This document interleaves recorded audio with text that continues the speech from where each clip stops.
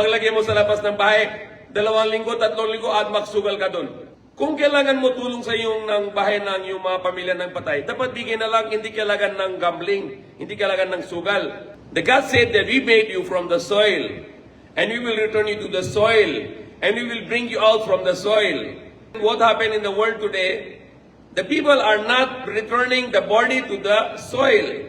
Usually, like in the Philippines, they make cement. They make the cement room and they put the body in the cement. And that's against the nature. That's against the command of God because He wanted to return it to the soil. Because our body is going to deteriorate in the soil and it becomes fertilize the soil. When you put the body in the soil becomes fertilized.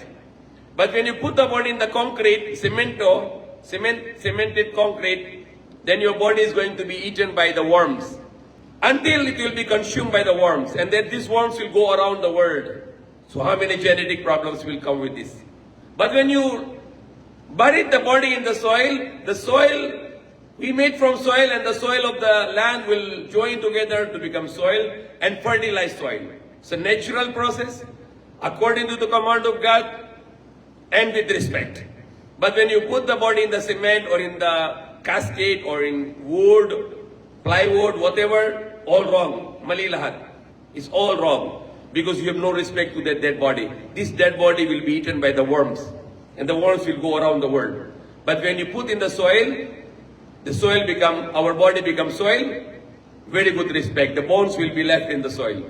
We should bury the dead body in the lupa, in the soil. Dapat yung libing ng tao na sa lupa, hindi sa sementado.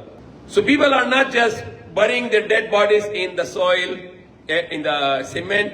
Meron din may ibang tao na other people are burning, cremation. Sunugin na yung katawan. That's mas masama na yung mas insulto ng katawan ng tao na sunugin mo yung katawan ng tao. It is more worse than to cement. It is worse to bury in a cement, but it's more worse to burn the body.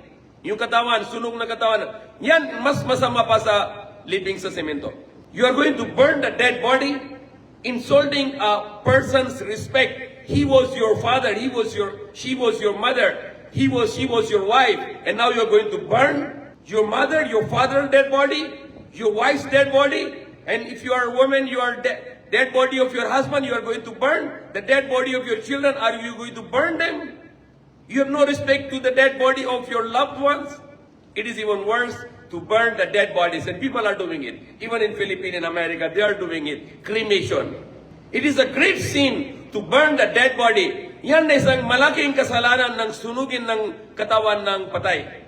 Malaking kasalanan. No, ginawa ito yan papunta sa impyerno sa kabilang buhay na yung tao na yun.